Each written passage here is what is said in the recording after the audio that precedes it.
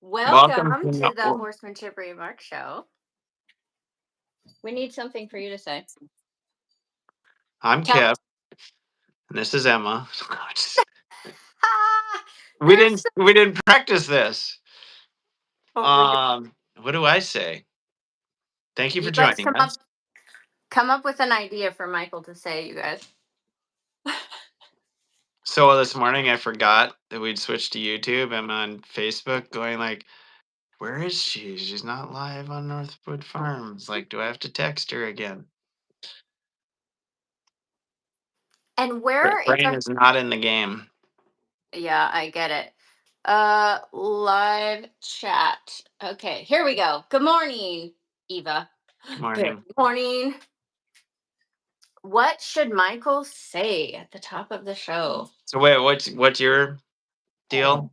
Just say it again. I know it, but I forgot it. Hi, everybody. Welcome to the Horsemanship Remark Show.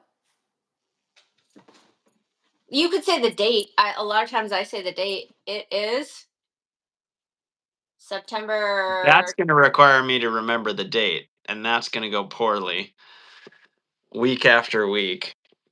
Chelsea says we're backwards today. Not to us. It's normal for us. What? Mm, That's just fun. yeah, yeah. We mix it up a little bit. Helps me remember what I'm doing. How about I say something like, grab your coffee and buckle in. Here we go. Something ridiculous. Put your grab on. We're going into the weeds. Yeah. Why is this not showing my chat all the time, you guys? Why? Why would that be? So Chelsea, good morning. Katie, good morning. How's Fuego? You should say, oh, this sucks. I did What? the YouTube update. Well, usually I get to see the chat. Now I'm having to like touch it all the time. Mine's scrolling. Good. So you can say Well, good I morning. don't know. We have to see if more people comment. So far, I've seen all comments, and it looks like they're scrolling up. Good. Mine are Oh, gone. good morning. Good morning. There we go. Grab your gardening gloves. I am not saying that. Wait, whippersnipper? Whippersnipper? Uh huh. That's like a Who weed calls it whacker. a Who In calls it a whippersnipper? Europe. Oh, really? Hang on to your hats. Eva. Yeah. Julie. Good morning. Comment. Oh my gosh. Well, Chelsea. So Oh, I Chelsea's going to be riding the Buck Clinic in a few weeks in Jersey, New York, somewhere out east. next week, Buffalo. Next week, Buffalo. Pretty sure. Good morning. Is there morning now? Yes, it is morning in the United States of America. Yes. Why is my chat not staying? Oh, that sucks. I must have clicked the wrong button. I don't think I intentionally did that. Um, I so intentionally clicked the wrong button. no, I did not. Don't So do that. few things. Yeah. We rolled India. It's night. What time is it in India, and where in India? How cool is that? And what's the weather? Where are you in India if you want to share it? What time is it? And also, what's the weather? Very curious on that. Um, so Chelsea, I just edited Michael. Listen to this. It's 7 o'clock at night. Oh wow. So we're 12 hours ish, 12 and a bit. How interesting is that? That's so cool and cloudy. But what's the is it Celsius? Is it Celsius? India or Fahrenheit? If it's Celsius, I'm toast because I suck at doing the math. Yeah. Uh, Only spot I know is that 40 below is equal. At I'm 40 not. below Celsius and 40 below Fahrenheit, they plane out together. That's funny. Oh my gosh. Well, I've never been so excited for cold weather because these freaking mites are taking a while to die off. Yeah. Oh, yeah. Anyway, I know nobody wants to hear about the mites anymore. So, two things. First of all, we rolled over 500 subscribers. Yay. Thank you, Nice. everybody. Very exciting. You know how it is. If you like and subscribe, Kip's like, you have to say like and subscribe and turn on the bell. Anyways, liking, subscribing, and commenting is helpful to us. Liking and subscribing. Why both? Like, because Uh, everyone has to say like and subscribe, like and subscribe. Why can't you just subscribe and that makes you like, and then you just have to tell people to subscribe? they're two different things, you know. I And know, then but Kip says there's like some little gesture that goes like and subscribe. And I was like, okay. so clueless. That's what I can do as part of my intro, and I won't even say it. I'll just make the gesture. Like it's Everyone will know.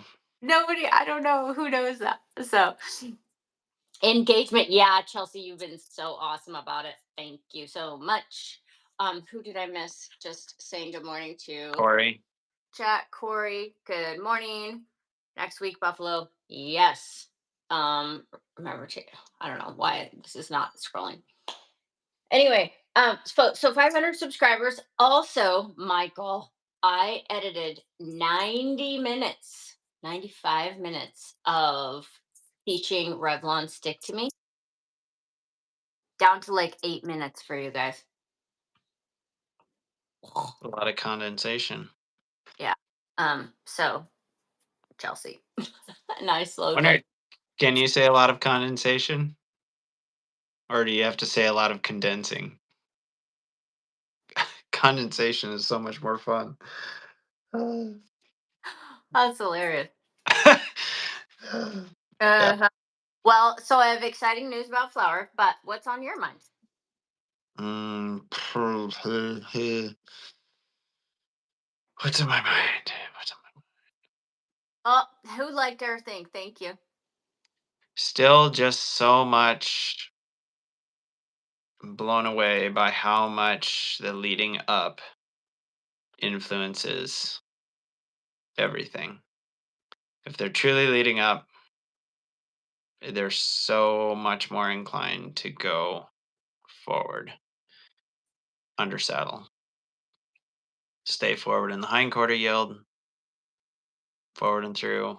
It's just kind of wild how much that connects. And maybe because it has nothing to do with the lead rope, right? More words, please. Well, when we think of leading up, we're focused on coming up the slack in the lead rope, them not. But maybe if you take your shift away or your,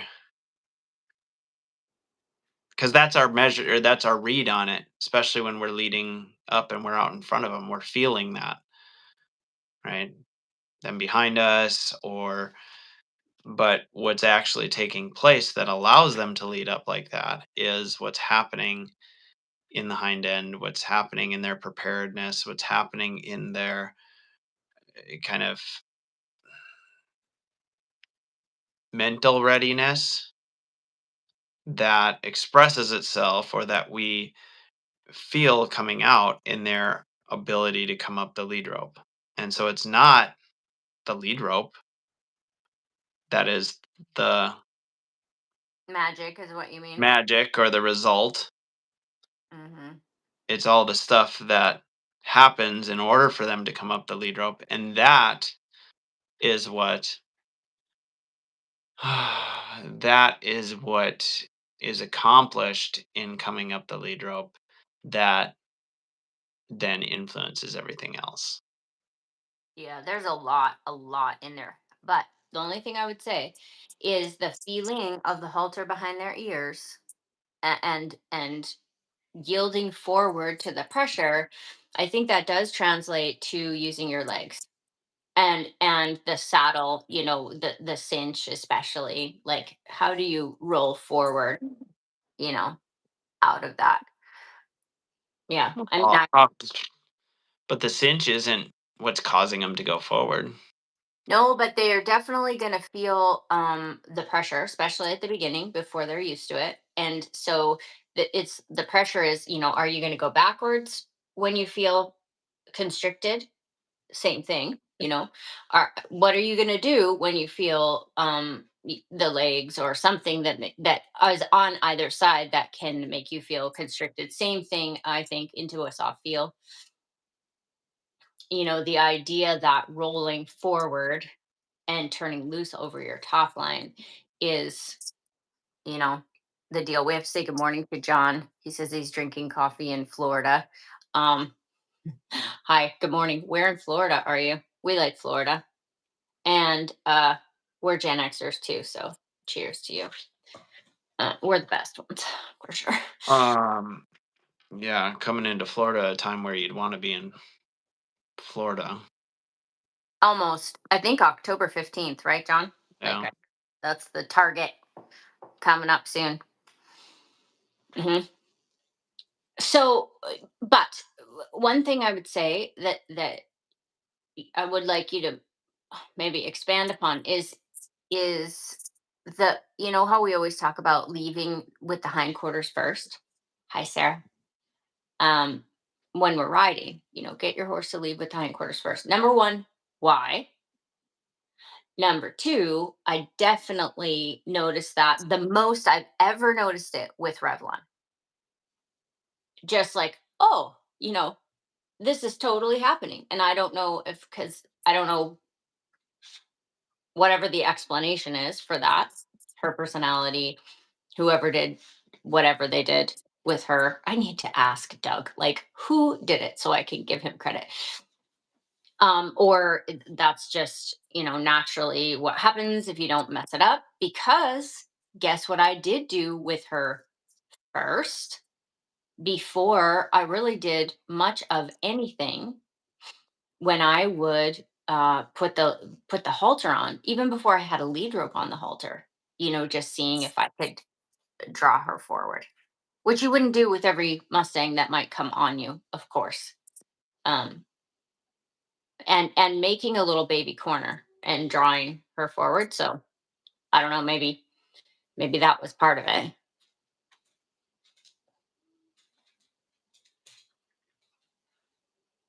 Anyways, what are you Okay. feeling? Here's the other thing I would say. To me, the part of the reason that leaving with the hindquarters first, and what we're talking about, you guys, is like as the horse locomotes themselves forward, are they picking up a hind foot, digging it in, and moving themselves forward?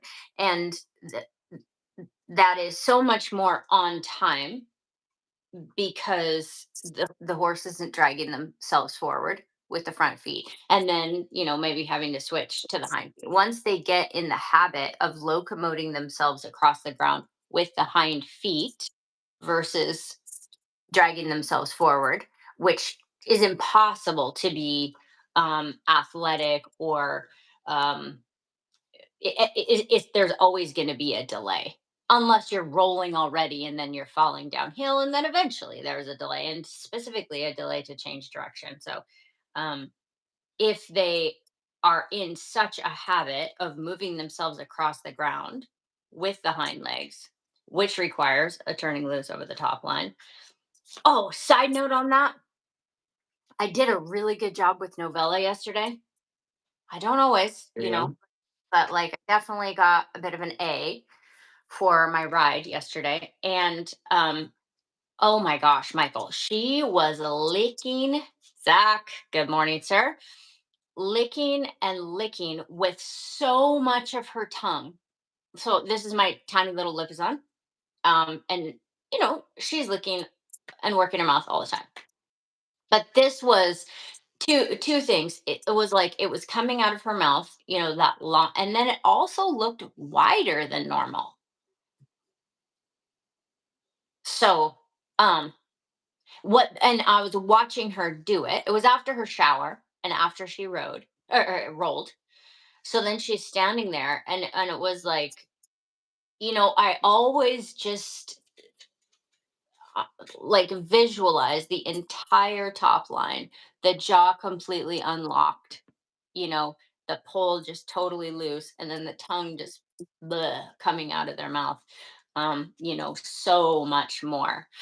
Um, no, Katie, I want to hear what you had to say. Come on, what was it? Lead the. Up? Is that the one? I made a t-shirt. Michael and all those guys are like, "No, that's not a good t-shirt." Who in what are you commenting on? I No, don't see comment. just saying one of my favorite her favorite Emma quotes. Say it again. I'm going to take it as a compliment I don't see it in the comment. because she deleted it. Oh. Anyway, she's been trying to be polite. Where are the girls, by the way, Katie? I miss them. Are they on here Well, or it's what? Katie, you see. Yeah, Okay. yeah. I Anyway, did I heard Kitty. I'm like, who the hell is Kitty, first of all?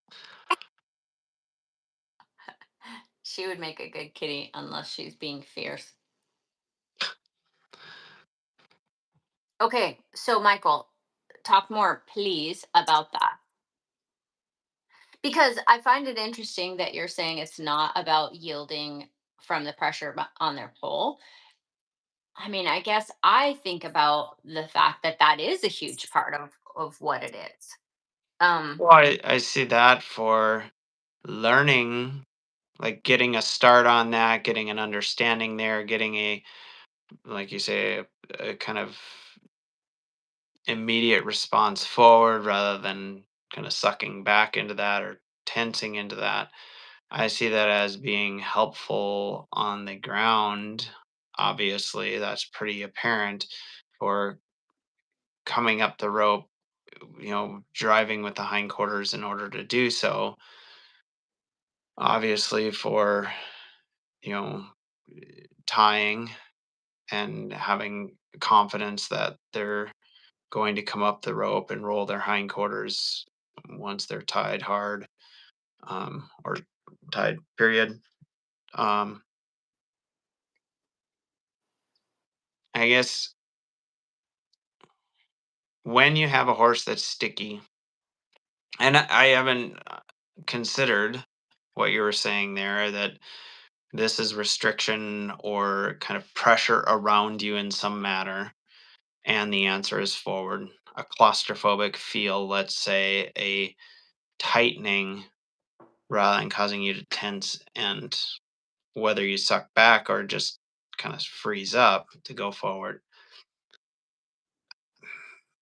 I suppose, like I said, haven't considered that connection between the two. That aside, not disagreeing with that, I think that that makes sense, and I'll have to think about it more, how much that kind of resonates in the act of riding and thinking about that parallel. But the aside from that parallel, it seems like, how can leading up, if you're thinking about pull, if you're thinking about come into the slack, don't let it come tight on your pole, missing the connection you just made there between the two. If you're thinking of that as the mechanism or the target or the goal of that whole leading up thing, like if that's where your brain goes to as the end, which I think is easy to do because that's what you're feeling on the end of the rope, that's your metric. Are they keeping the slack in the rope? Are they ready? Then you get to riding, you're like, well, why the hell are they so forward? There's nothing in front of them pulling on them, right? There's mhm, no slack to mhm. now here I am, and they're more forward today than they were a week ago when they really kind of sucked at leading up and they were pretty sticky from their back. And now we're way less sticky without me doing anything more, right? So I think the idea of something wrapping around them or coming in, having forward just generally be the answer, um, and the parallel between the two is something restricting. I can see that. Um, I guess what I arrived at prior to your saying that is shifting the thought from the thing you can feel in the lead rope as your metric, going, well, that is not what we're accomplishing through this. I mean, it is, but the way it's being accomplished is what's happening through the rest of the horse. And that's what's creating the freedom Mhm. Yeah. because the horse is, and I mean, I think it's what I'm describing there, as well as potentially or probably what you're describing in terms of restriction means go forward Well, it or has to mean squeeze, if you will. talking about for sure, right? It has to mean like how are we accomplishing it? Yeah. Obviously. But I Oh, mean, for it to translate into that's just happening, even though now there is nothing pulling you forward, pulling, you know, nothing on your pole, it feels like that can be a bit of a leap. But again, if you take the focus away from something drawing on the pole as the,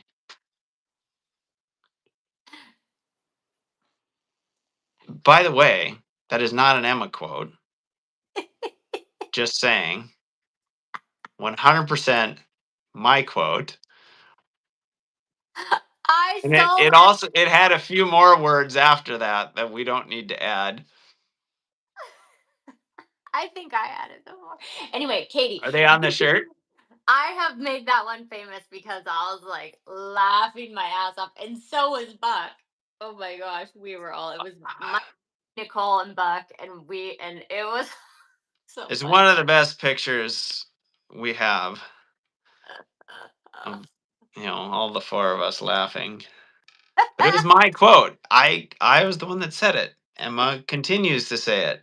I don't. So I added she's that. co-opting my quote, You Katie. you wasted it, and you weren't gonna say it again. I'm like, oh, we're using that. And Then you should use the whole thing. I know. That's what I'm saying. Lead And the fuck up, god damn it. hey, Katie, I made a T-shirt, and it goes along with Corey's hilarious line because I was like, "What are the magic words? What are the magic words?" This is the last clinic, in the afternoon class. By the way, we have one more spot that just came available in the afternoon class in my October clinic. Kind of a situation where one of our diehards cannot be there. So if anyone feels like they can roll with the afternoon class, we do have a rare riding spot available. And you're welcome to it. So, um, and anyway, so in the afternoon class, I was like, "What are the magic words?" I'm grilling them. You guys know. And the beginning, like, "Please and thank you." you know like, well, yeah. So then it became, please line out, thank you. So I made that t-shirt, and then I made the lead the god damn it. And Michael and Debbie and all those guys vetoed it, so boo to that. We have a secret t-shirt that only you can get if you give the high sign. Anyway, it was a funny joke. It was a funny joke because Michael was not actually mad at the horse. It was just, I don't know. It was an exasperated moment of like, this was the key for this particular colt. And he had really worked on it and it was going good. And then it was just a moment of like, this horse didn't quite have the habit of it yet. So we were all trying to take a picture. Michael's trying to bring his colt up. And then he's like, lead up. And well, he said it all, and then Buck just starts laughing, and like then it was on. So we were um it we found it quite hilarious. Katie said, I almost said in a public place to someone else's horse. Ah, yeah, because people who aren't in on the joke are gonna think we're really mad. But it like actually lightens the mood, because it's an inside joke, so it actually lightens the mood. Okay, so back to what you were saying. You're okay. So can I say what? crosses my mind really quick? You are going to forget. I will not. So if you have something bubbling to the I don't surface. have anything else. Okay. So here's my Right. thought that two things. First of all, sometimes a horse is just going to be in a moment so connected to you that they're just going to be like coming up the slack, you know, regardless, just because they're on a feel. But I do think, like, especially with Revlon, just being like hyper serious about not messing it up as best I can. And the even when she has disconnected or moved beyond needing to feel it, like, so yesterday she just trotted up behind me like slow. So two things. First of all, she knows the chain.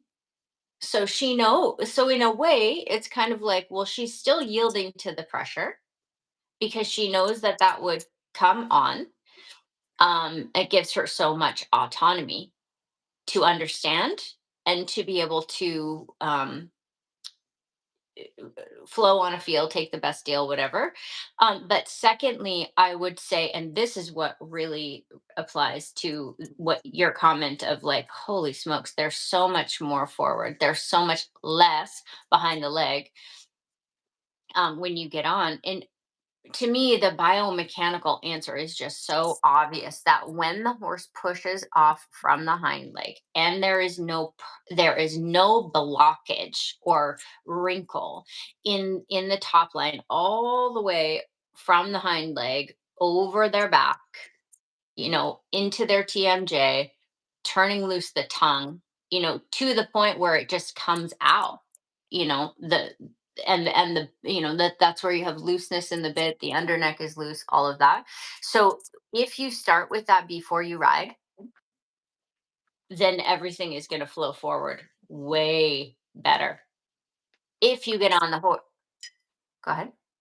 So I guess contrast it though with other things that create that flowing forward as consistently the answer. And you could say it's not good enough, but it doesn't necessarily or always translate to a flowing forward. Like it, you might go, okay, get on, and I've done my homework, and the horse kind of knows forward is the answer, and bring up life. They're hooked on to my seat or the life of my body, and off we go. And they understand a little bit of rhythm is to move forward, a little tap, whatever. Off we go. But if they're sticky in the leading up, which is it is a different, they can be pretty freed up off of a feel, life in your body, drive with the flag, lift the flag, whatever degree you have to, you know, follow the feel out the other direction, the nose goes, the body follows. Like all that can be quite free, but there might still be that stickiness leading up. And when that frees up, and they might be under saddle, fairly free, but a little bit, just not really. And then you address the leading up.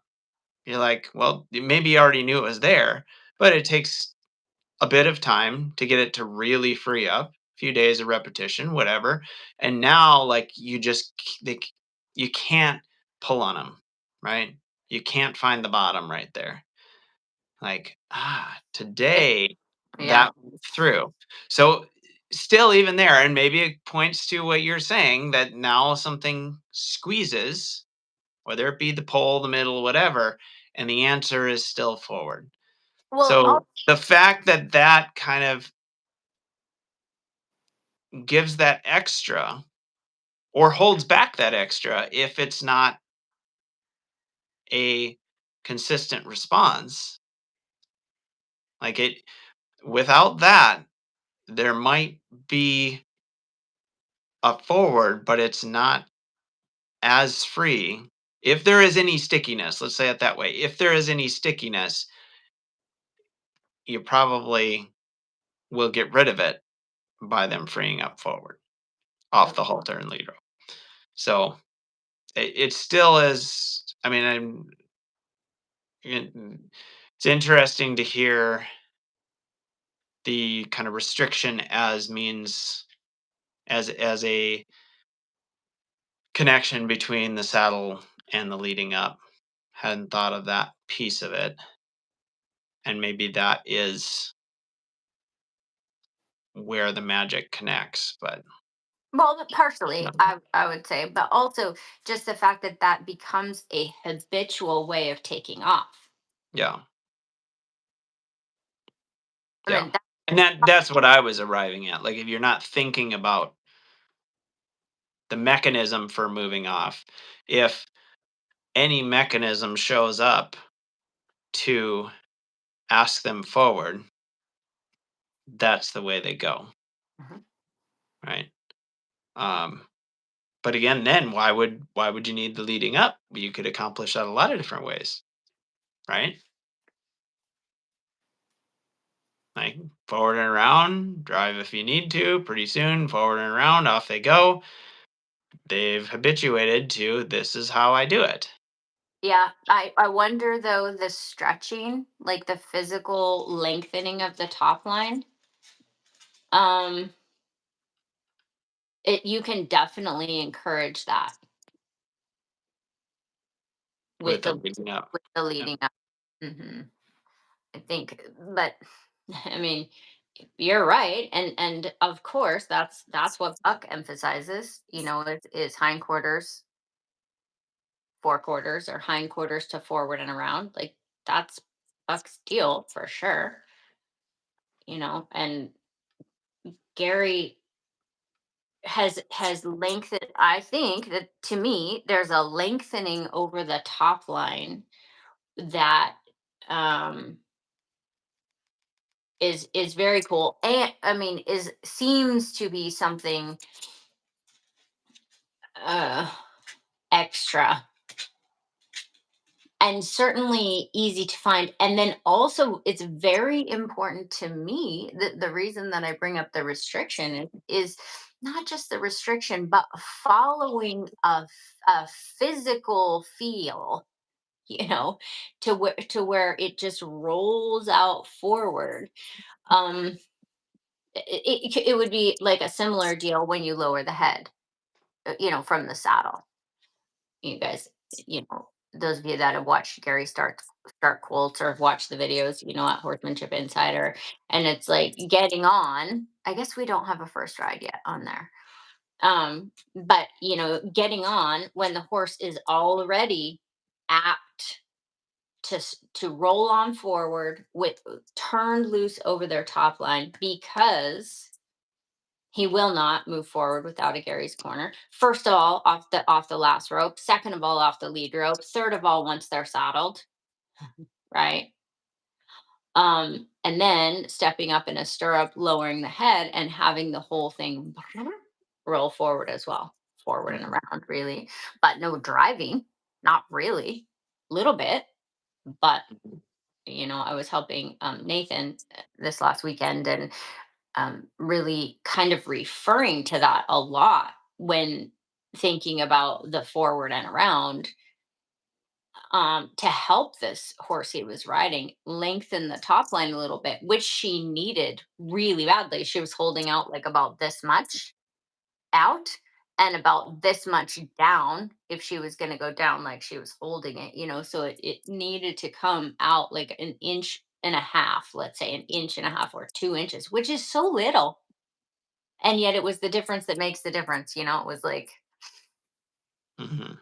and so when he was doing some Noah's Arcs, being able to reach that front foot forward and down a little bit, feeling like you're leading the front foot forward and down with the rein just a little bit. So not so long that you're making, a shorter curve, but because of the stretch.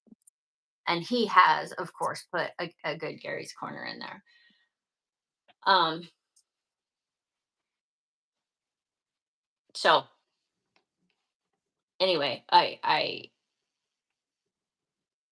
that's my supposition, is that it lengthens the top line. actually like physically longer.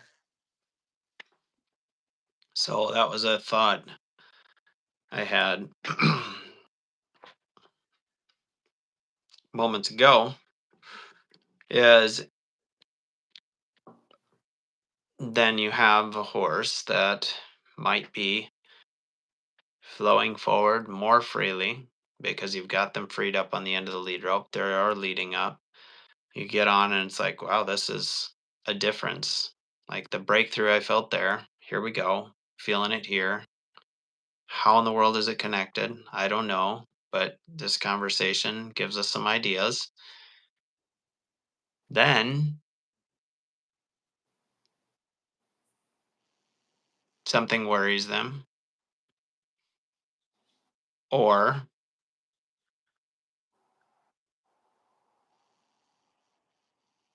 I guess it would also be something worries them. They're kind of looking at something like that. And you get a brace along one side. You have to, from the saddle, rather than jumping down and making sure you can still lead up in those moments, you have to, from the saddle, take that what's inside out and get it long again, which is not necessarily easy with any horse without kind of knowing how to do that. But even if you know how to do it, is more difficult with a colt when you don't have the direct ability you one day will. And so the regaining is its own game from the saddle, in my Mm, mind. and that's where I would just, the first thing that I think of is how the lateral flexion and the longitudinal flexion, the more married up those are, the better. Hmm. Which is why the forward and around, is so key. And you guys, when you watch the stick to me video, I'll probably push that out tomorrow for you guys.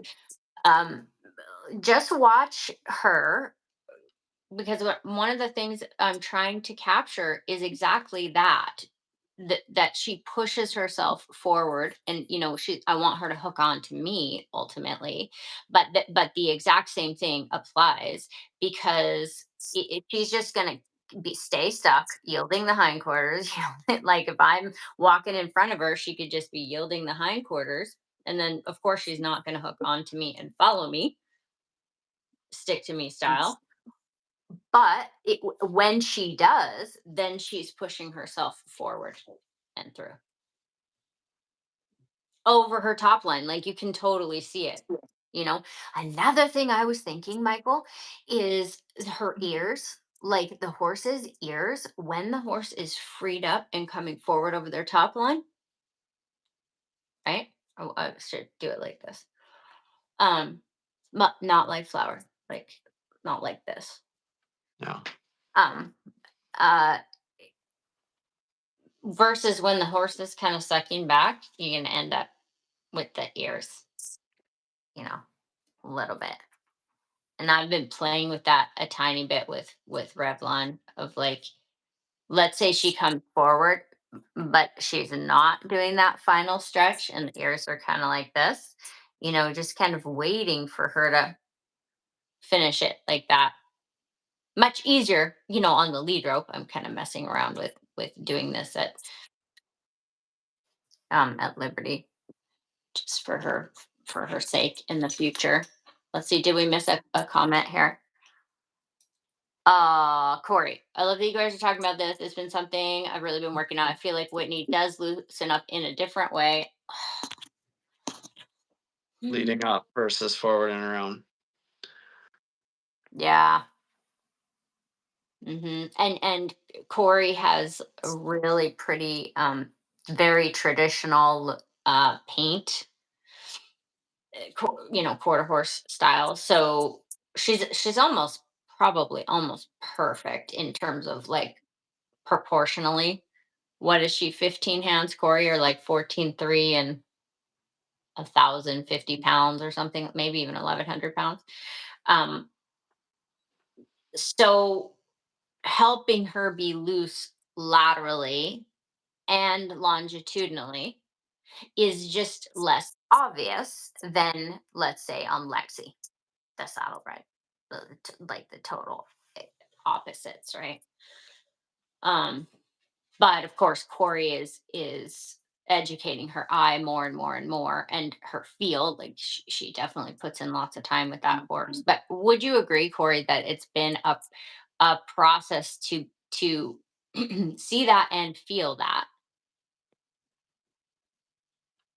in a way, like on her horse, pretty tricky to see versus like she can feel her horse not in front of the leg, Hmm.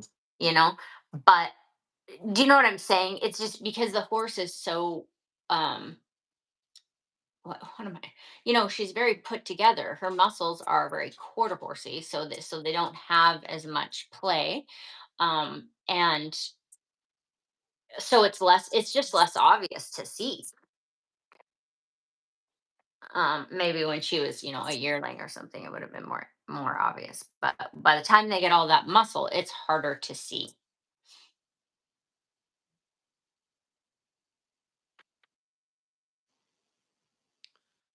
Yeah. 75% is pretty good.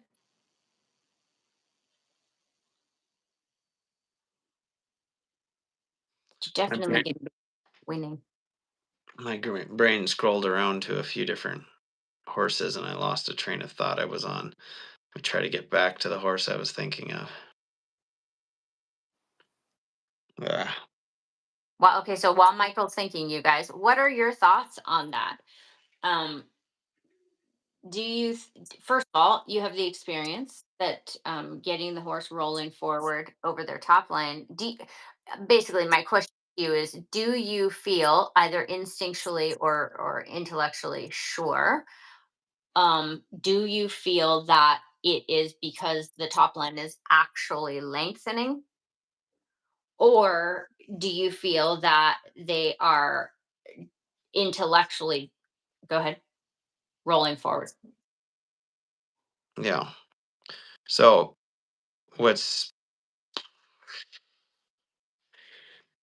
what has me is there are horses, Digamo, Poco in particular, that you can't get the rope to come tight, right? Like to the point where like, can I even influence a lengthening when we're talking about this? Because the horse is so like there's no question mark. Am I coming up the rope? So you're not even really having the ability to say, I mean, unless someone holds their tail and you're like, okay, or I don't know, having stopped him by a hind leg maybe, and then they're like, well, maybe I'm still, who knows, right? If you can find a way to set it up, but there might be so much freedom forward in that context that like you couldn't like testing it is always going to produce your 100% they're coming forward without ever a stretching out delay. We're 80% there. It's just there. Okay, but you can get on said horse and be riding around and just go, but you aren't turned loose over your top line right now. Like you're a little restricted. So what am I going to do? How am I going to lengthen? How am I going to turn you loose laterally in order to find that? So that to say, it doesn't do the whole deal for you, and you're still need the skill and the know-how and the patterns or the guideposts, the structure to know how to accomplish it, or like I said earlier, regain it from the saddle. Um, one moment we are flowing freely forward, but whatever it might be that kind of tightens it all where they're not loose, how do I get them back to that spot? So anyway, Yeah, and just what jumps to my mind just really quickly is how basically how you can habituate the lengthening of the top line and locomoting forward from the hind legs from the beginning, like I am with Revlon. Never been ridden. She's 16 months old, she's a wild horse. Um and then once you put a saddle on her, she's going to be apt to shorten her top line. Like, that's just typical, right? Mhm. Uh, This is the whole game. Well, pretty much like a lot of the game, then is to just show the horse, hey, we're going to turn loose to that and continue to operate long over your top line. And of course, habituating a high quality one rein stop, habituating a high quality 4.1, so that when you need to help your horse for safety's sake, you know, that you can use a one rein stop to lengthen your horse over the top line and then roll forward. But that's just, it's just natural for a horse to feel the saddle, um, either just physically, not necessarily knowing how to carry it, depending on the body style, and then, emotionally and mentally, like, their body being connected to being concerned. um so and you know what else, you can totally see how somebody would be like, oh, one rein stop is terrible for your horse, you just need to go with them. Well, it's because, if I would say, is because when they're moving out, if they are habituated to rolling on forward, then you can certainly capture, especially if you can ride out a little bucking fit, which Michael can, no problem, and I cannot. You can see that there's two roads up that mountain, presuming you can ride the bucking horse. And presuming your feel in sending them forward Yeah. doesn't cause more of a bucking fit or cause them to tighten and suck back more because it's too much too soon, or whatever the case might be. You've been begging them for a while, and then Mhm. you're like, okay, I'm not going to beg you anymore. Now go. And that's a real feel because you might be going, okay, I want to stay this side of the edge of trouble. I want to ask, release, like reward small tries, but then it's a very fine line between rewarding small tries and rewarding the same try over and over and not really getting the breakthrough. And that can happen within a matter of 30 seconds. You're going, there was a small try. Okay, but now I do need more, because if I ask time and time again, maybe even 3, 4 times, and get the same thing, but no mental commitment further forward, and then don't notice that, and you persist in that for another 2 minutes, well, now you do have them kind of sucking back, and then might have to do more, potentially scare them inside a bucking fit. Um, Hopefully, just a small one where it would have maybe Bolt, been avoided. yeah, and bolting is the same. Like, you have the same restriction over the top line if they're running around scared. No. Um, and but Michael, that's where capturing, first of all, having it on the menu to turn loose over the top line, where at least at some point that crosses their mind. And then let's say you are going to ride out some sort of a meltdown, um, knowing when to pet them, and when to maybe let them come to a stop, or when to bend them, or when to just, like, it's guide them around, whatever, then feeling for that looseness and that lengthening over the top line, versus like the horse gets stopped and they're like all crunched up. It's like you can't really, that's, it's going to just happen again. So Mhm. obviously at that point you're going to hopefully try to put them on a curve and help them to roll a little bit. For same when I was riding the rearing horse earlier this year, it's the same idea of the restriction versus, like, can you get long over your top line, and just having to do it meticulously. um and that's where the rearing was on. I found it on the ground, and then you try to do the prevent under saddle. But don't you think? And then, and again, you get on a colt or on a bothered horse, pet him, get down, lead him forward until you have that lengthening, and it should be right there if you have a troubled horse or if it's at the beginning, Mm. and then on again, and then that's something that Gary taught me. You don't just get on and beat, and then now you're on. Even and he can ride a bucking horse too, just fine. So, but still preparing the horse. Anyway, I don't know if that is on the same topic, but well, or on the same thread of how you were thinking about it. But having that be on the menu and having this is, I guess, where I'm just saying that turning loose to the pressure on the pole, it just to me directly translates to turning loose to either the saddle or the person, you know, where it like the goal being like I'm gonna stretch over my back into the same thing if you were just saddling a horse, and they're reasonably good standing there tied.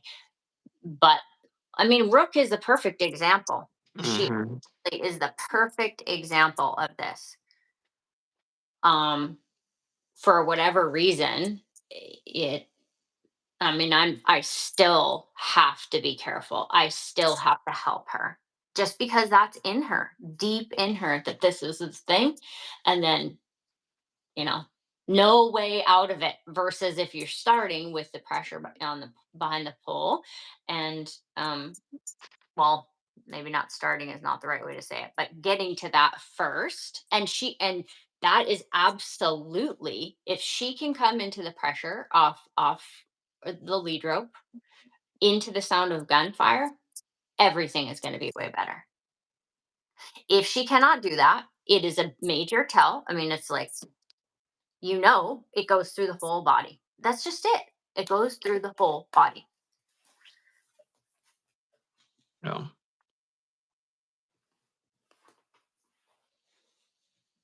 Lisa had a comment here. I can My my thought is that it might be easier to see and feel any sticky spots during Gary's corners versus forward and around. Oh yeah, yeah, yeah. Of course. Yeah, because and those can get left in there. yeah. And why is that? I mean, is it because, as I've said numerous times, backing and leading forward off the halter, whether you're on the nose band or under their chin, like it's that much more obvious where the hard spot is. Or even on the end of the lead rope, someone's backing them up. If they're not going, it's like, okay, they're not going. Whereas around the circle is like, did I get a change? Like because the horse is out there, for someone who's not used to seeing and feeling what a response is and feeling just the slack beginning to come out of the rope or so on and so forth. When you're out in front of the horse or right under their chin, particularly there because there's no margin for error, you ask if they don't respond, you're running into one another. Um so what was leap so That it's more obvious, I think, partially by virtue of the way spatially the horse is moving relative to you. mhm. Mhm. They're Mhm. either coming toward you or they're not. They're either backing up or they're not. And you can feel it right away if you're moving and they aren't. If the rope is going tight or the bubble is collapsing, whereas going out and around you, there's a little bit more where is the arc? How much is the draw happening versus the drive happening? And there can be a lot left in there that it is not so obvious to see or feel as you might be when you're bringing them forward and back, particularly off the halter, but also, off the feet or not on the halter, or even further out on the lead rope.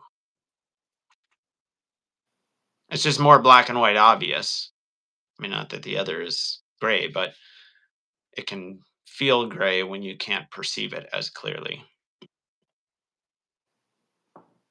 100%. And so we could just say, oh, Buck has developed his eye such that he can see it. you Mhm. and knows when it's going to work and when it's not going to work. We could say that. Mhm. Um, but well, not but also how many times I am struck by, and Sarah, I want to get to your comment. Um, I am struck by how many times, if you check leading up, it is like an F minus. And you're like, holy shit, you've been getting by, I've been getting, and it's not just you guys. I mean, when I learned, same, but now my eyes are like this. It's like, you riding this thing? Well, you know, Mhm. So again, when you say that, maybe it's because of what we just said related to Lisa's comment. Why is it,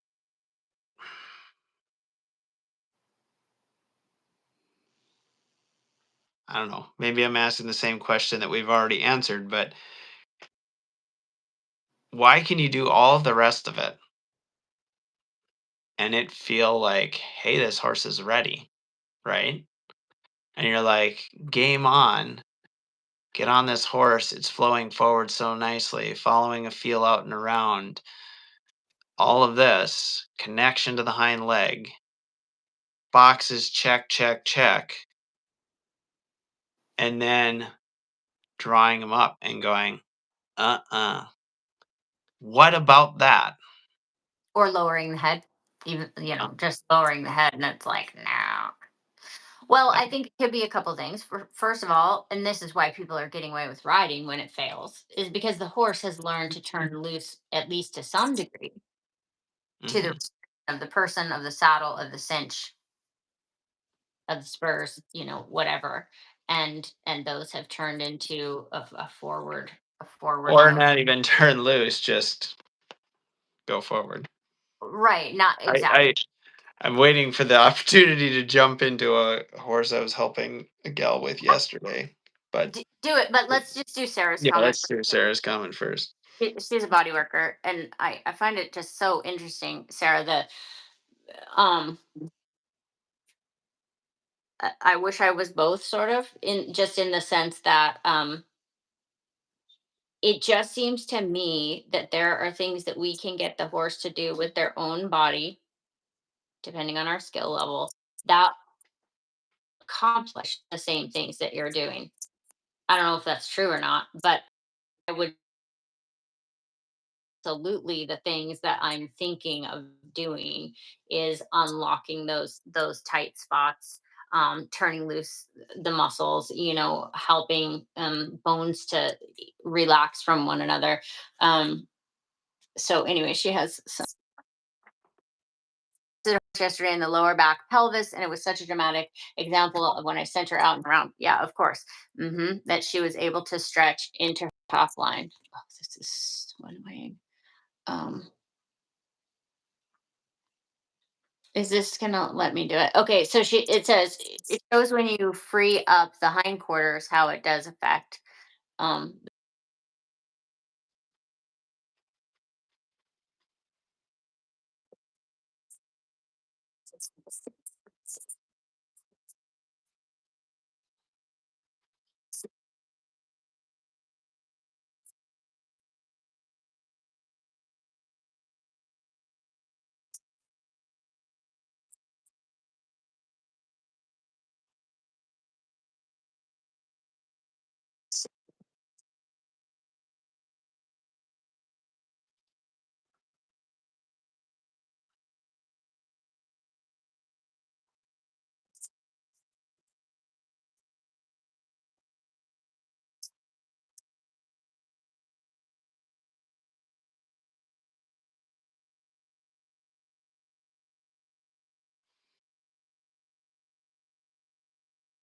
the ground, then of course the horse is gonna be more freed up.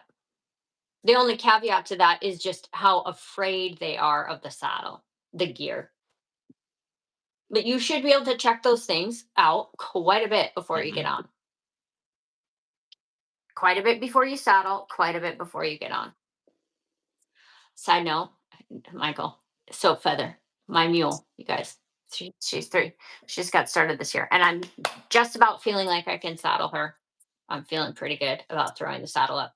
Basically, I broke my collarbone in the spring, and I just want to be able to throw the saddle up repeatedly because even though like that, like I can feel it a little bit. So I just want to be able to do it multiple times just in case I need to. Although she's getting so that it probably won't need to be more than 1 or 2. She got tall too. Boo. I was hoping she was going to be a pony, but she might grow out of that.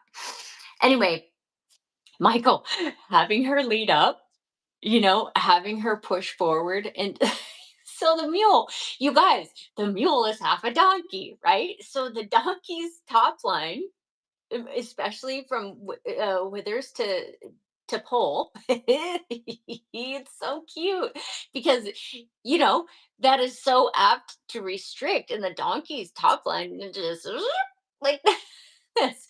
So she has to, first of all, mentally, be going like that, like a horse, and also physically be habituated to that. I have to video it. Maybe I'll do that just for myself for fun because it's a cool thing that if she has to lead up, like, as I'm trot up next to me, let's say, it's almost better that she doesn't get it just right away with this, that I can make some arcs and make sure that it starts to channel her horse biology or biomechanics, but it's so and Michael, her ears are huge, so when she's kind of doing it like this, it's like it's so good, I mean, it's so cute, first of all, and also it's like what is going on here,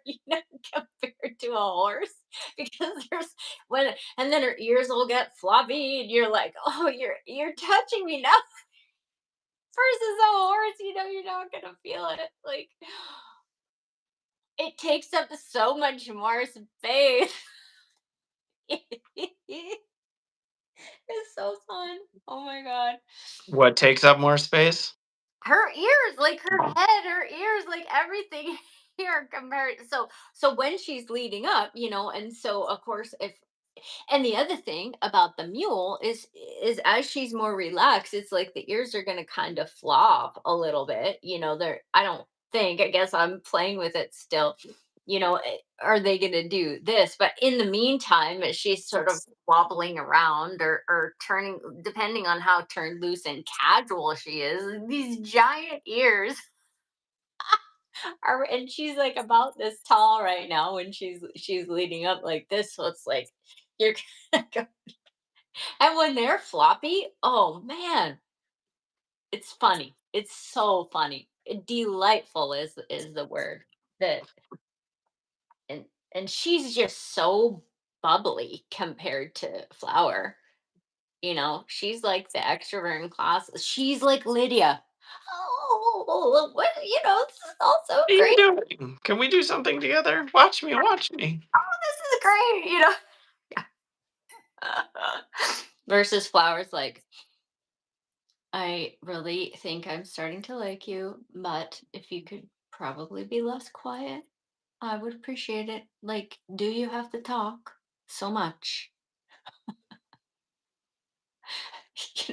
If Heather comes rolling up, I feel like I remember this even from when I was just barely taming her. Oh, we have some definitions of tame that came up when I asked about that too. It's really cool. Sarah had one, and then I really like Lisa Sink. Sarah, will you type out? Or I'm sorry, I should have written. Oh, I could look it up. Her comment. Anyway, continue, Michael. Um,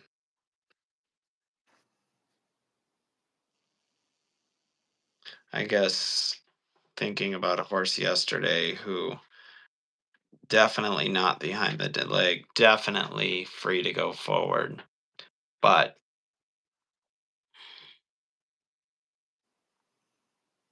out the front of the rectangle in the way it's accomplished. And so thinking about, That would be from the front feet, don't you think?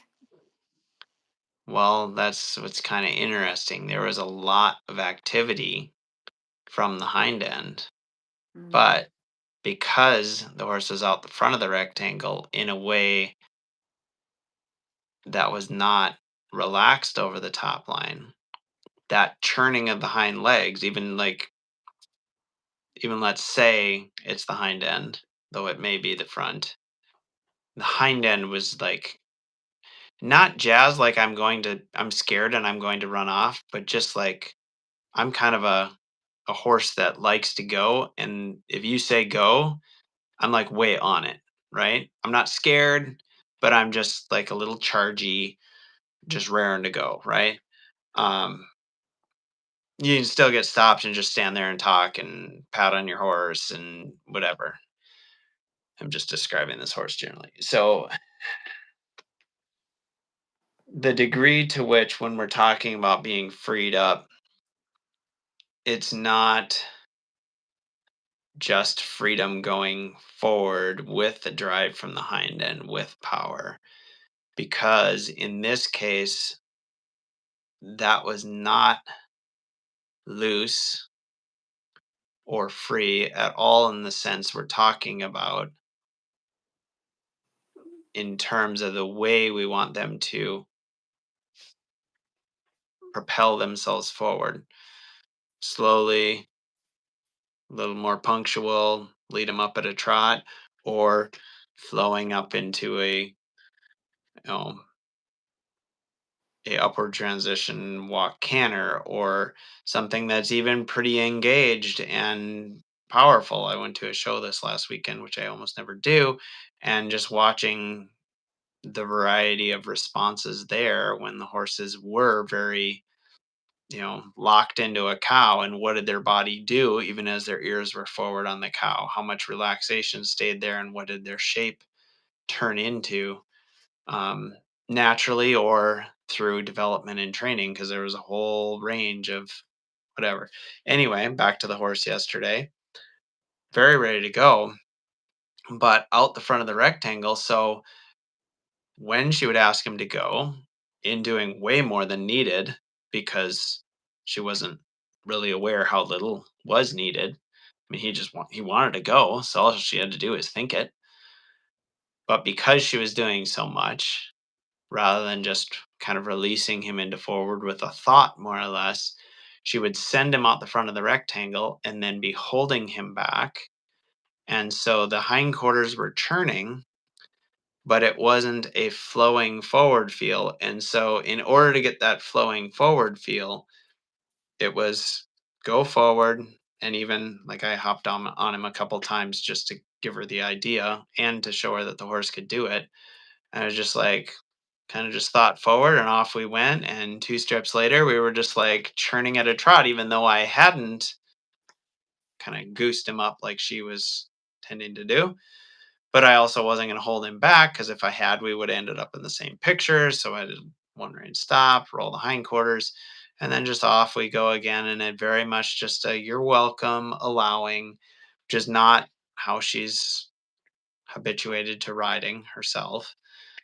And so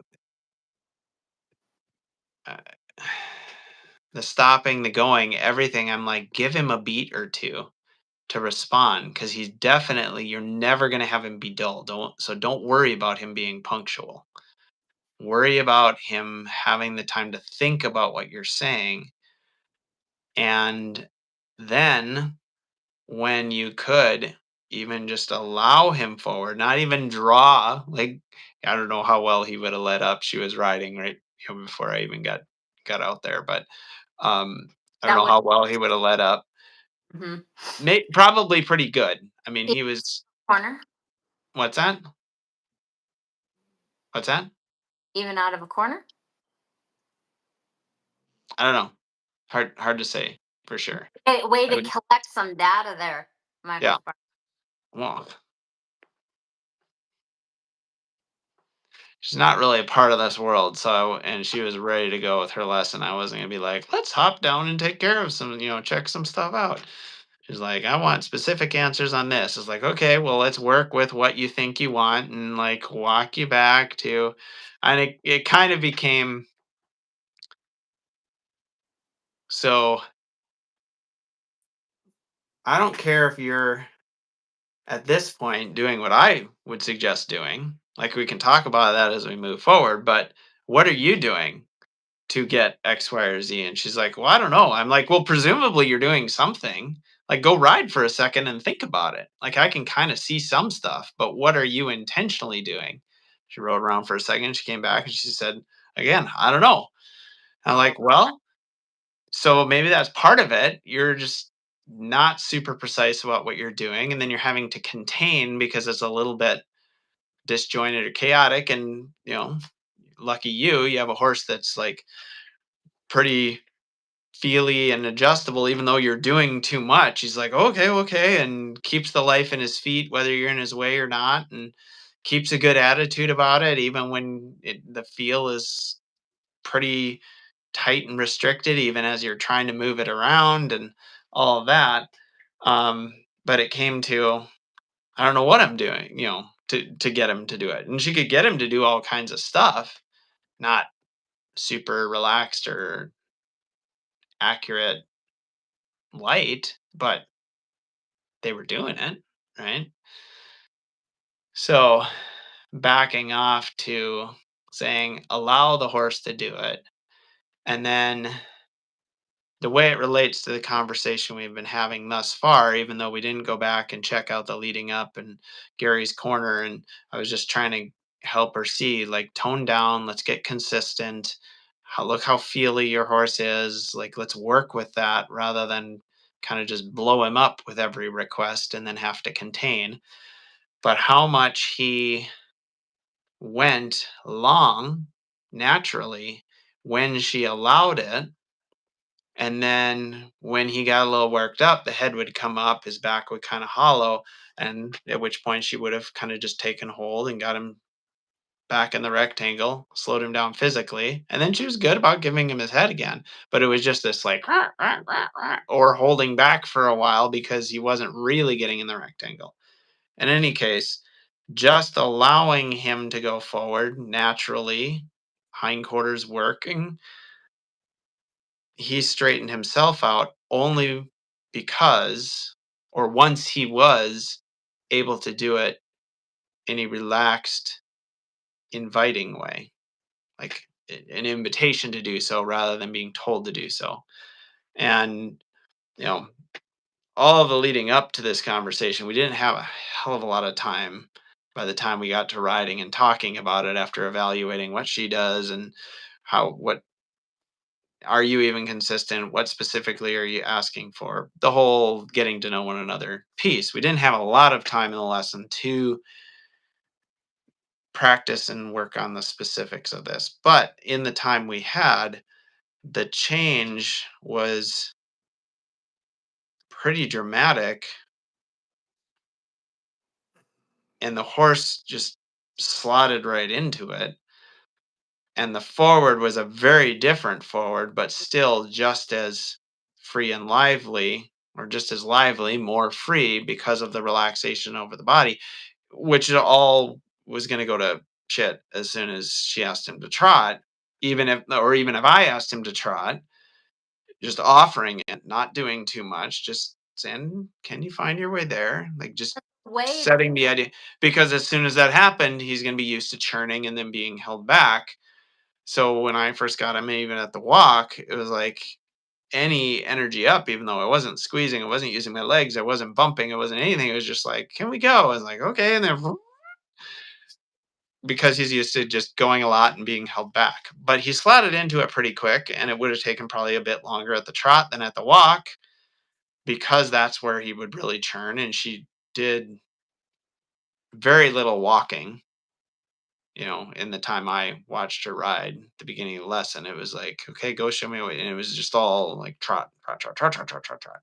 So, and um, so yeah, I guess the parallel being that lengthening is a part of turning loose, even when there's a lot of activity and power and preparedness to drive from the hind end. Yeah, but that's because the hind end has to do two things. We do want it to locomote forward, but we also want it to be able to retard the movement forward. And what it sounds like to me is the horse that gets going forward, but is using the front feet for brakes, Yeah. which that just cannot be. It has to be that the hind feet are also slowing the horse down or regulating speed with a bending of the hocks downwards, right? And to me, that it's just the yin to the yang of what we're talking about. Horse that's behind the leg, they need to push themselves more forward with the hind legs, right, rather than dragging themselves forward with front legs. Well, the same thing applies to a horse that tends to be out the front of the rectangle, right? Is they need Stop to the behind rather than the pound with the right. front. See the lengthening of the stride and the lower back flexing, more, and that's why holding the horse that's out front of the rectangle with the front feet, it's like they're already trying to slow themselves down with the front Yeah. feet. So Well, that was interesting too in the stopping because she was kind of wanting to stop pretty hard almost every time.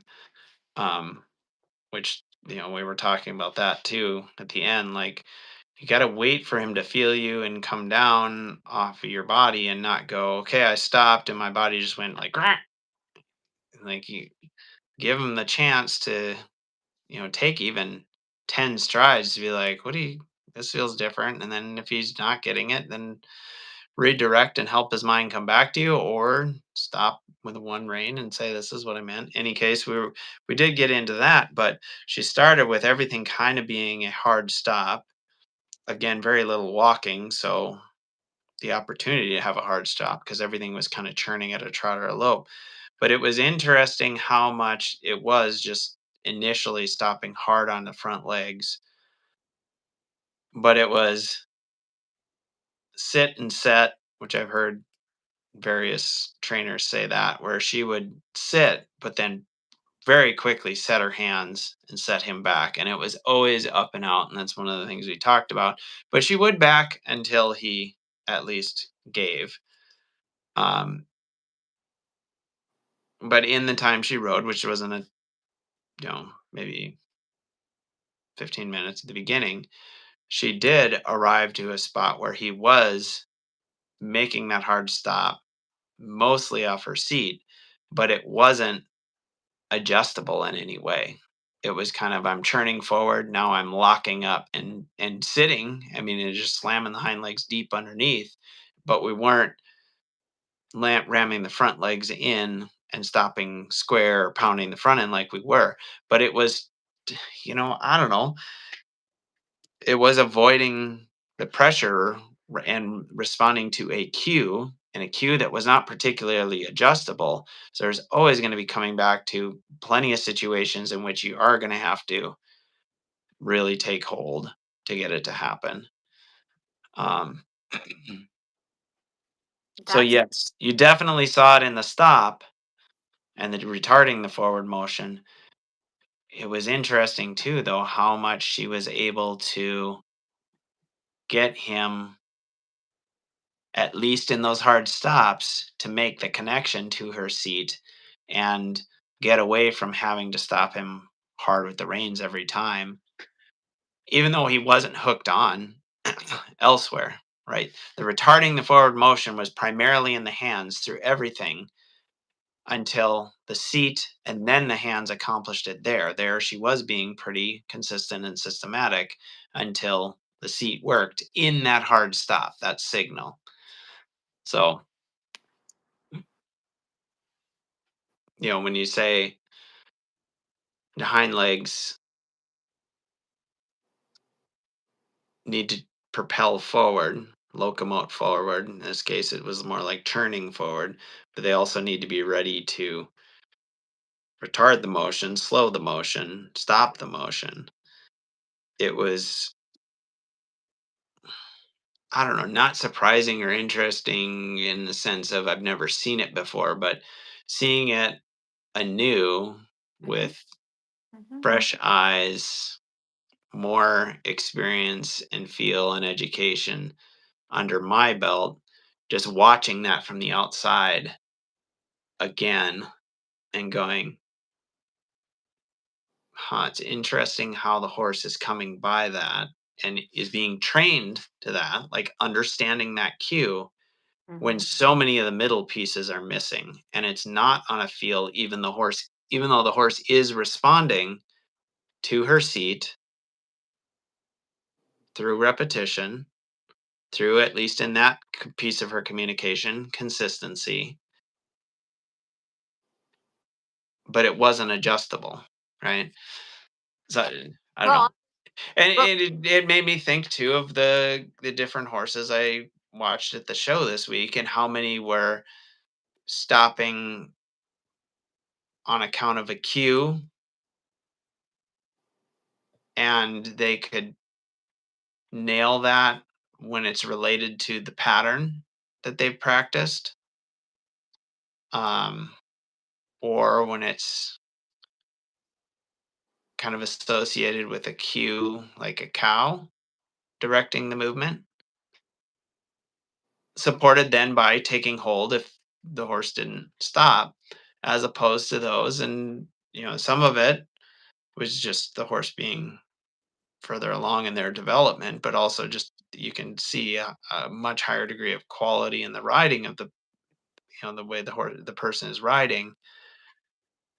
Um, Even one gal on a greener horse, who she did have to take hold of a little bit more because the horse wasn't as consistent in knowing the job, knowing the cue, knowing her feel.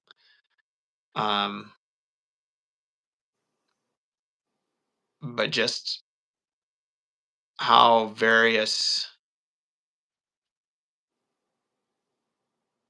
approaches to training, but you can only read that so much. But the field presented there in that moment in front of me, reflecting a bit of the sophistication, I suppose, of the rider's ability, which is either reflective of or reflects their training style, at least at that point in their development, and what they were getting out of the horse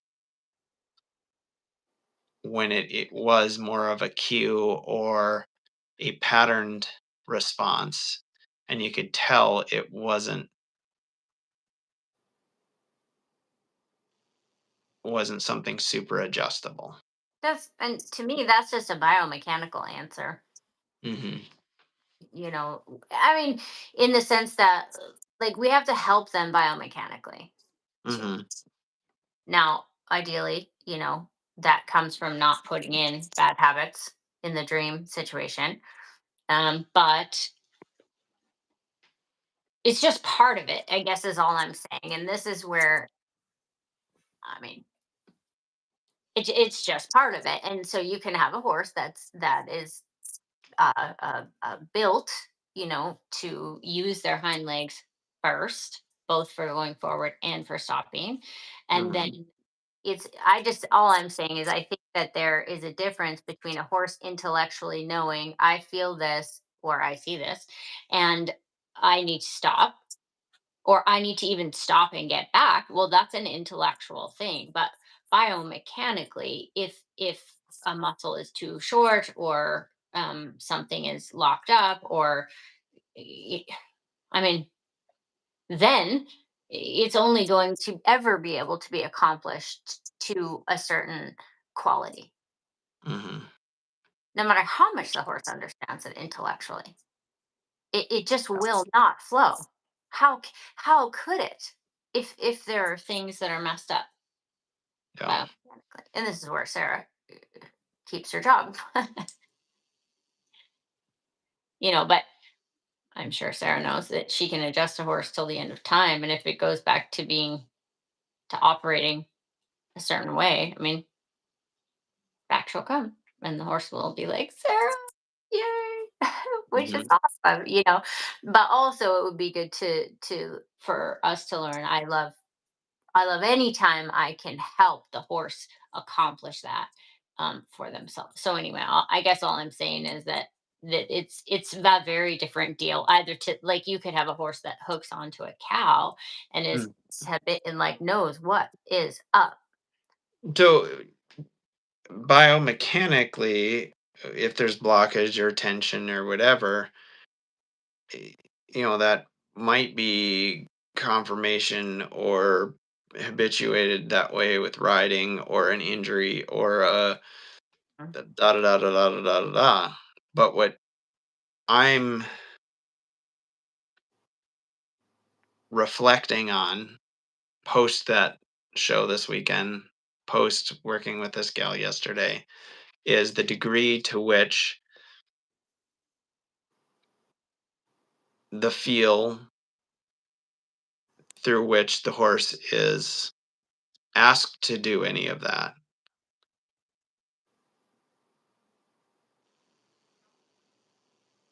is, I don't know if you say the bigger factor, but is the more like pooling these horses, not knowing outside of seeing them how their movement goes. Like I don't see them all loose running around the pasture or in a round crawl moving out. And I don't know which one was a little bit sore this morning or who got kicked yesterday or who jumped off the trailer this morning hauling 5 hours starting at 4 o'clock in the morning versus the one that arrived 2 days ago and is kind of been loose and warmed up for the last couple days in the same arena they're now riding in and is comfortable with the people going by on the highway. Like, I don't know all those factors, but I can see the way the person is operating the horse.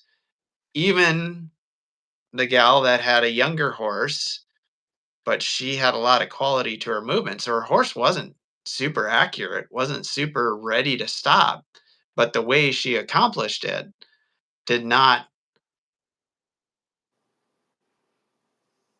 did not make the horse do it in such a way that the horse was no longer thinking on the Mm. next stop and turn. So, yeah, all of those other factors, but I'm not saying anything, wow, this is the first time it occurred to me, but it just lots of examples lately of kind of performancy horses that, even this gal that I helped yesterday does a lot of thing. I mean, sorting and she does barrels and she does a lot of different things with her horse. And and talks about the things she's won and she said it's not like the biggest competition, but I went to this and I was a reserve grand champion because it was a small pool and it was you know it wasn't top notch competitors, and I stood out because I could get my horse to do stuff. But we were talking about what's the difference between getting your horse to do it and getting the task accomplished versus the way your horse operates as you're doing it,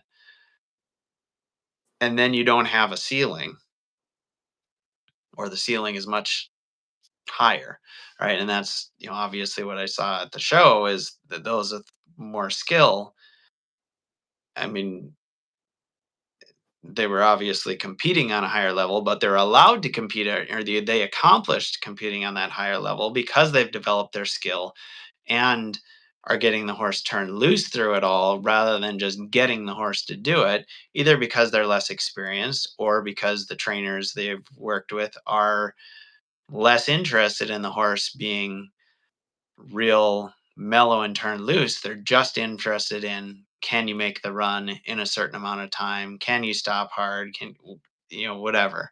And then they're gonna, maybe even they move up because they got the scorecard that said you did it, but they're going to hit a glass ceiling somewhere, and the horse isn't going to perform as well as the gal who really had her horses just dog gentle and still had them really keyed in, ears on the cow, like knew the game, but was controlled in it because the horse had been educated partly how to move their body. Also, these horses were freaking beautiful and very well built to the jobs that she wanted them to do.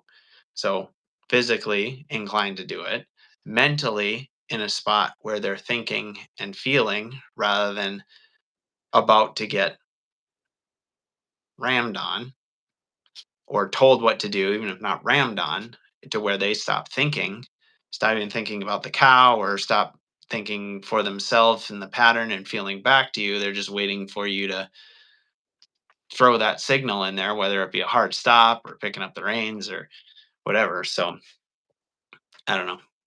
It was just lots of examples of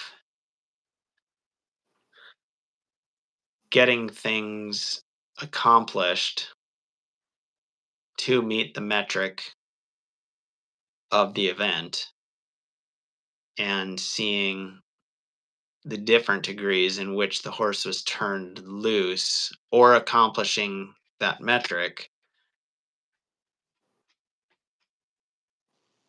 with the various degrees of being long or short or relaxed or not. And I guess basically it kind of tied it all together yesterday, where it's like this horse could do a lot of those things at the show and meet the metric Yeah. of the time or of the task, but there's certain events, and she actually said this too.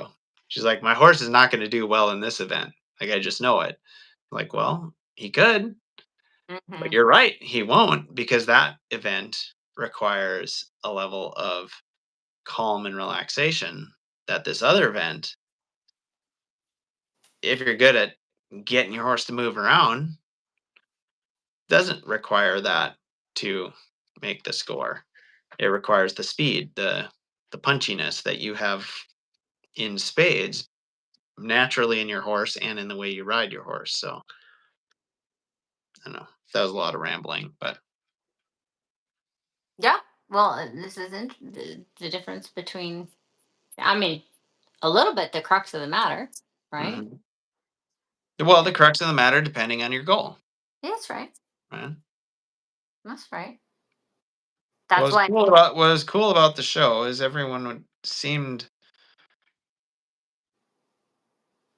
seemed like they were looking for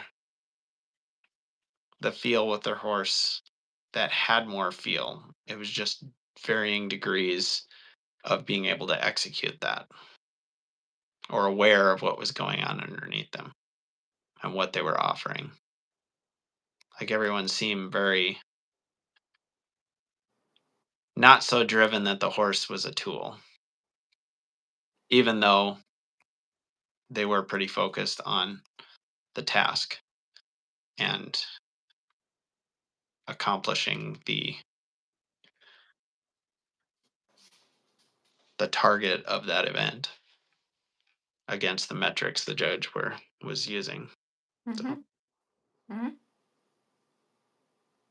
So easy, so easy for a person to, or a group of people, whatever, to value just something that's easier to see, I think, mhm. for sure. Easier to accomplish. Yeah, easier to see, easier to accomplish, easier to kind of all agree like this is happening, versus like it's less subjective than like this makes me feel good, or this looks good to me, or all the things that we say. Yeah. All the intangibles. Or the degree to which the horse is turned loose while doing it, as opposed to that Well, kind of move there eh, in that much time. mhm. Yep. So Well, time for us to be done today.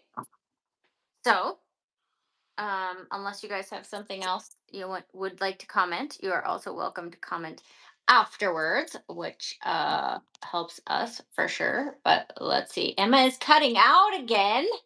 yeah, it was for a little bit. I didn't say anything, I don't think. Michael was talking. So, No, it was quite some time ago when you were talking, but it was a short-lived thing. Otherwise, I would have said something and others would have chimed in, but oh, sorry, Eva mentioned it. I It was think we caught most of it, of what you were saying. oh good. Okay. We're so professional. We can only roll with how good our connection is here. God, it is what it is. So fun. to think about, and especially with Feather and Revlon leading up for sure. And also with Novella and Zorro riding, just because they are um, not very stressed out usually, but the quality of a forward stretch, um, or a freedom all the way over their back without that little. And also, side note, not Zorro because he's very balanced, but I could feel it just a little bit more in Novella.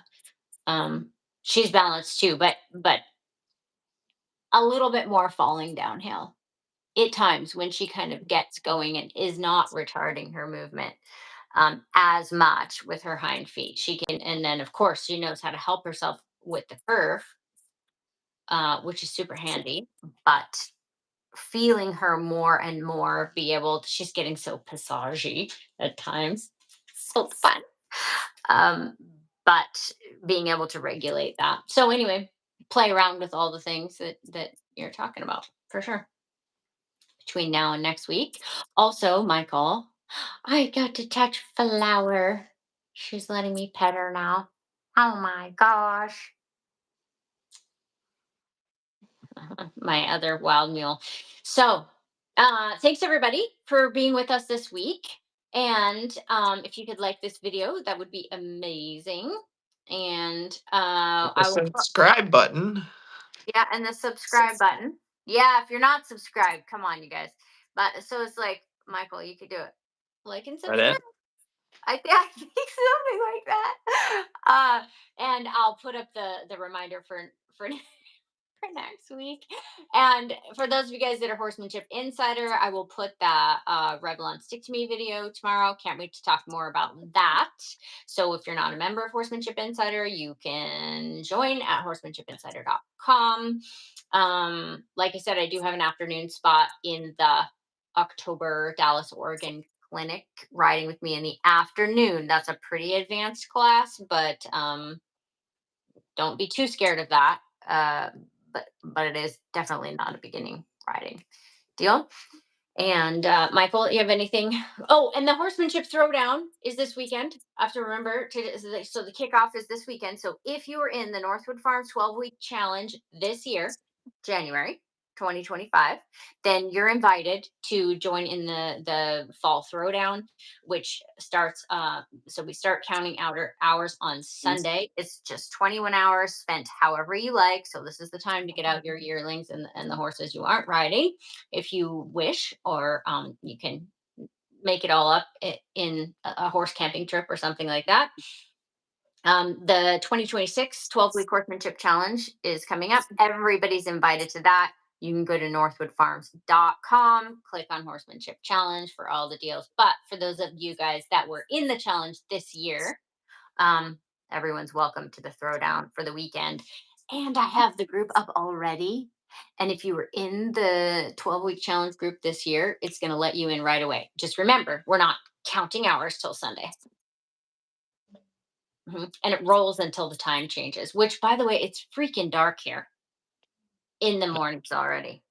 Yeah. Yeah, lame. All right. So, anything at your place, Michael Sparling? Nope.